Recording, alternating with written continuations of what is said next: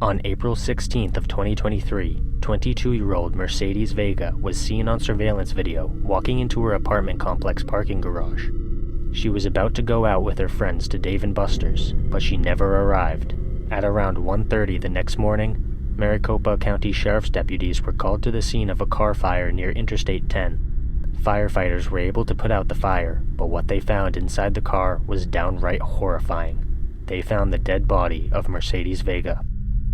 Interestingly, the car in which Mercedes was found was not her own car. Her Dodge Charger was found abandoned outside a restaurant in Tempe, Arizona.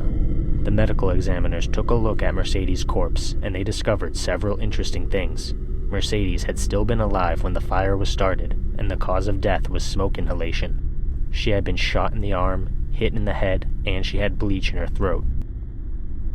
When the authorities searched the parking garage, they found samples of tissue and blood on the floor, suggesting that her attacker was waiting inside and ambushed her once she was out of view of the security cameras. All of the details in this case suggest that Mercedes was targeted, and this was not a random murder. The killer waited in her apartment's parking garage specifically, and Mercedes was clearly tortured before her death, as evidenced by the bleach, gunshot wound, and blunt force trauma. This all indicates that the killer had a personal motive, but Mercedes' parents said they were very close to her and she would have told them about anybody she was afraid of. She never had anyone in her life who she had any reason to be suspicious of, and no suspects have been publicly announced. As of now, Mercedes' case is still unsolved. Hopefully this will change soon.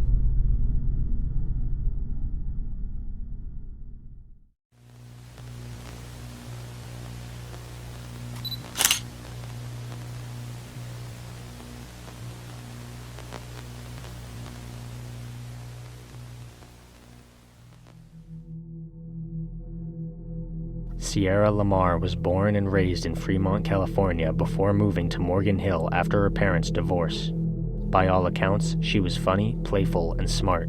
She was a cheerleader in high school and she was very popular. On March 16th of 2012, 15-year-old Sierra woke up at 6 a.m. to get ready for school.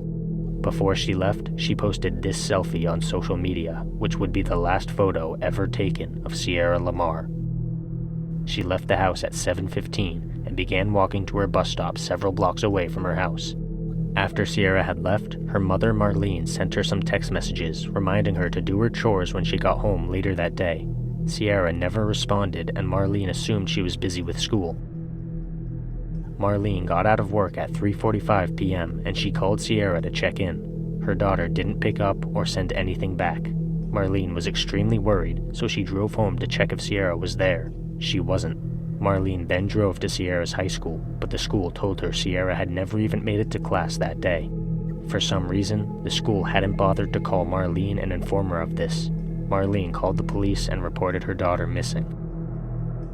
The first step the police took was watching the security footage from Sierra's bus, but it turned out that Sierra had never made it onto the bus. She had vanished somewhere between her house and the bus stop.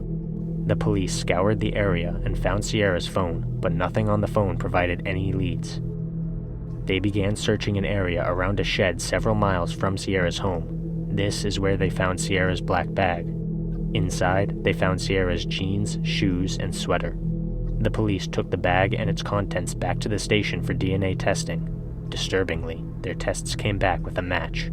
DNA found on the items matched with a man named Antolín Garcia Torres, who was 21 years old at the time. He lived 7 miles away from the bus stop and he had a criminal record. In 2009, he was arrested and charged with felony assault. The police reviewed security camera footage from the trailer park where Garcia Torres lived, and they saw him leaving his home in his car only 15 minutes before Sierra left for the bus stop. The police took Garcia Torres in for questioning, and he claimed that he had been going on a solo fishing trip. The police then asked him how his DNA had wound up on Sierra's bag. Garcia Torres gave a response that even the police were surprised by. He said that he liked to pleasure himself in his car and then clean up with tissues afterwards, which he would throw out the window. He said that one of these tissues must have landed on Sierra's bag. The police obviously weren't buying any of this, and a witness soon came forward to report having seen Garcia Torres' car driving near the bus stop on the day in question. The authorities searched his car and found a sample of Sierra's hair wrapped around a length of rope in his trunk. Her fingerprints were also found on the rear door handle. With all of this evidence in hand, the police arrested Garcia Torres. He pleaded not guilty and claimed to have no idea who Sierra was. His mother also stated that he was innocent. In the end, the evidence was just too compelling, and he was sentenced to life in prison with no possibility of parole. Even after his conviction, Garcia Torres has never given the police the location of Sierra's body. It's unknown why he won't reveal this information when everyone already knows he's guilty. In this case, at least justice was served, but that doesn't truly fix what happened. It's chilling to think that people like Garcia Torres exist and are willing to act on their evil impulses.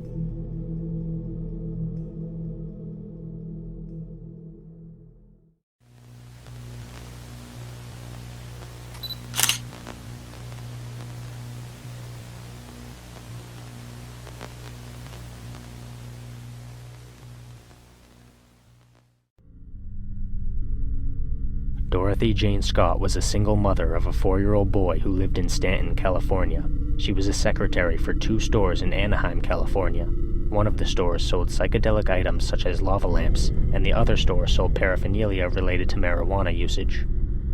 According to her friends and family, Dorothy was a homebody who didn't drink or do drugs. She dated on occasion, but never had a serious relationship. In the months leading up to Dorothy's eventual disappearance, she had been receiving strange phone calls at work. The caller was an unidentified man who professed his love for Dorothy, as well as his desire to kill her. In one of these calls, the man told Dorothy to go outside because he had something for her. She found a single dead rose on the windshield of her car. In another call, the man told her he would get her alone and cut her up into bits so that nobody would ever find her.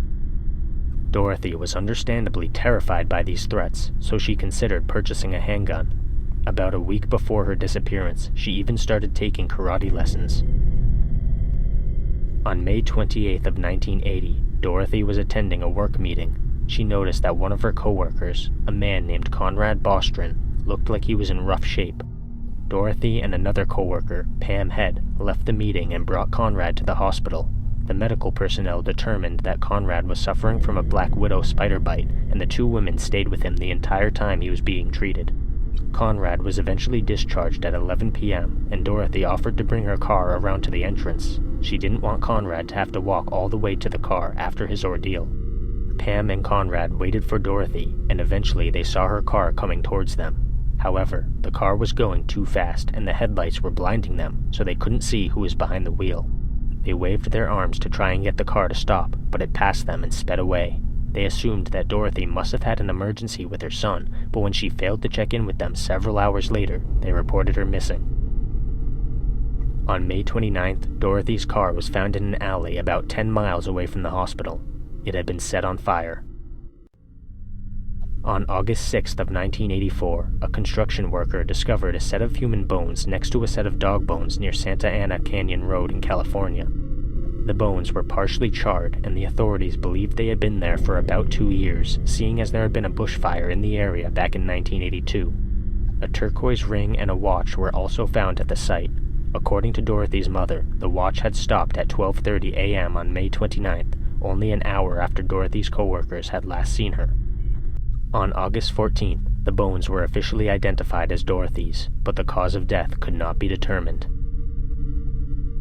Roughly a week after Dorothy's disappearance, her parents received a phone call from an unidentified man. This man only said one short sentence on the call: "I've got her." Then he immediately hung up. Following this initial call, they would receive calls from the same man almost every Wednesday afternoon. He would always say that he either had Dorothy or killed her. He would always call when Dorothy's mother was home alone, but one time when he called, Dorothy's father answered. After this, the calls stopped. However, once Dorothy's remains were found, the calls started back up again. The police set up a voice recorder in the Scott residence, but they were never able to trace the calls because they were so brief.